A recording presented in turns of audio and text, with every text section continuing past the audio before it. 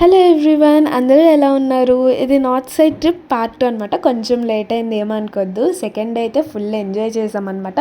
నా favourite day 5 డేస్లో బాబా మందిర్కి అయితే వెళ్ళామన్నమాట. సో వెళ్ళేదారి మొత్తం snow covered mountains. Nathula pass ఆ రోజు హెవీ స్నో వల్ల మీటింగ్ వల్ల క్యాన్సిల్ అయింది.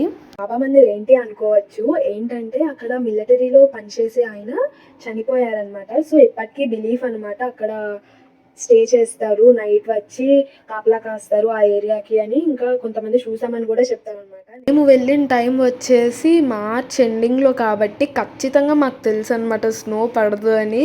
బట్ మా అదృష్టం కొద్దీ స్నో కూడా చూసాము. స్నోఫాల్ని కూడా ఎక్స్పీరియన్స్ చేసి ఫుల్ ఎంజాయ్ అయితే చేసాం మేము.